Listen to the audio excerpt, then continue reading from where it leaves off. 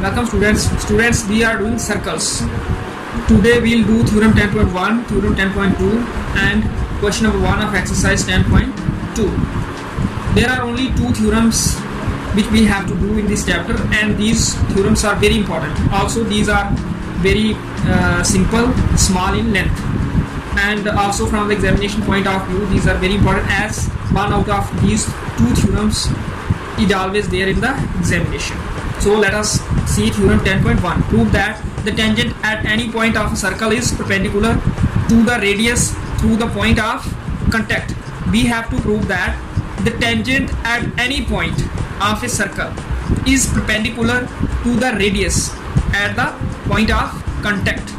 That is, we are given a circle. Say center of this circle is O and radius of this circle is OP, where P is point of contact, and the tangent which is given is xy, and we have to prove that this radius OP is perpendicular to xy. To prove this, we have to take a point Q on xy other than P.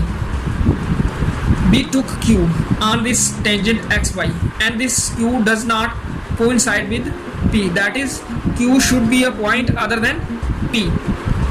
Now Q is outside the circle because all the points of xy except P lie outside the circle, as xy is a tangent. Since xy is a tangent, therefore all the points except P on this tangent should lie outside the circle.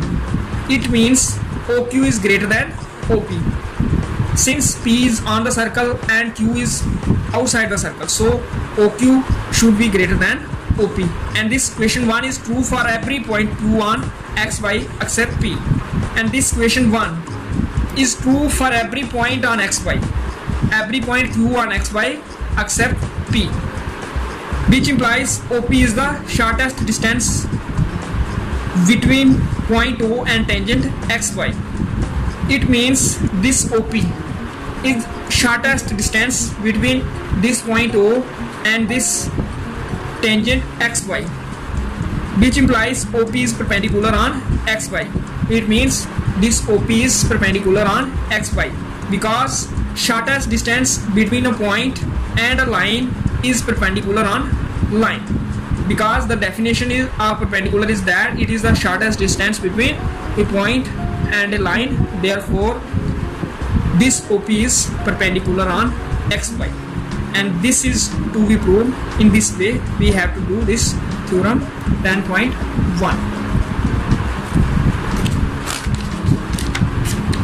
Now let us do theorem 10.2. Prove that the lengths of tangents drawn from an external point to a circle are equal. This is also very important theorem. We are given a circle. Say center of this circle is O, and we are given tangent PQ and another tangent PR from the same point P, and we have to prove that PQ is equal to PR. That is, lengths of both of these tangents are equal. To prove this, we have to do construction. We have to join O and R, O and Q, and O and P. We have to join these three lines.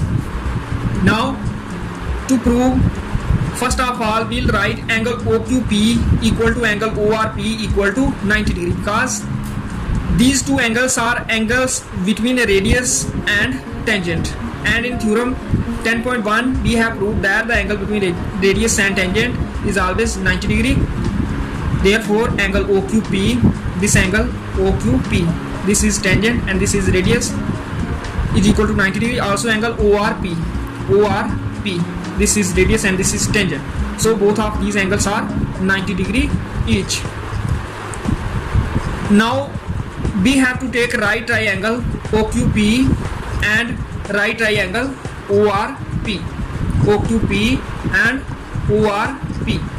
These right triangles are congruent, and we'll prove these triangles congruent by RHS criterion, because these are right triangles. That is, one angle of these triangles is 90 degree each, and this hypotenuse OP of triangle OQP and hypotenuse of triangle ORP is also OP. So hypotenuse is common, therefore hypotenuse is equal. Also OQ and OR are equal because these are radii, therefore we get one angle right hypotenuse equal and one side other than hypotenuse also equal, that is OQ equal to OR because both of these are radii and hypotenuse is common and one angle of both of these triangles is 90 degree also, therefore triangle OQP is congruent to triangle